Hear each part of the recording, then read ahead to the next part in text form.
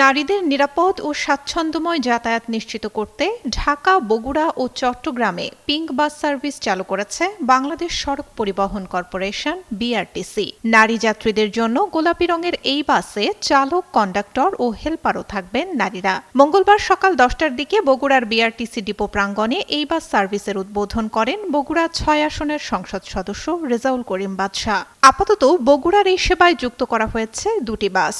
বগুড়ার শেরপুর থেকে মাটিডালি এবং মোকামতলা থেকে বনানী রুটে এই সেবা চালুর উদ্যোগ নেওয়া হয়েছে। বিআরটিসি সূত্র জানায়, দেশের বিভিন্ন রুটে নারীদের জন্য বিশেষ এই বাস সার্ভিস চালু করা হয়েছে। রাজধানী ঢাকার 14টি রুটে চলবে 10টি বাস। ঢাকার বাইরে বগুড়া ও চট্টগ্রামে 2টি করে 4টি বাস যুক্ত করা হয়েছে এই সেবায়। বগুড়া বিআরটিসি ইয়ার্ড ইনচার্জ জানান, প্রতিদিন গণপরিবহনে ভোগান্তির মুখে পড়েন নারীরা। নারী যাত্রীদের জন্য আলাদা বাস সার্ভিস চালু হওয়ায় এই ভোগান্তি অনেকটাই কমবে। তবে বগুড়ায় বাসের সংখ্যা আরও বাড়ানো হলে নারীরা আরও বেশি উপকৃত হবেন।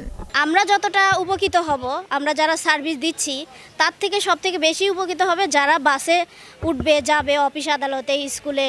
নারীরা যেন কোনো প্রকার হেনস্থা না হয় এবং সুযোগ সুবিধা থেকে বঞ্চিত না হয়। বগুড়াতে 2টা, চট্টগ্রামে 2টা এবং ঢাকা শহরে 10টা, মোট 14 মাস। আমরা মনে করি যে এটা হলো আসলে নারীদের যে অসুবিধা চলাচলে, নারীদের যে বাসের যে সংকট, অবশ্যই এটা একটা পজিটিভ দিক। এতে বগুড়াতে নতুন দিগন্তের সূচনা হলো।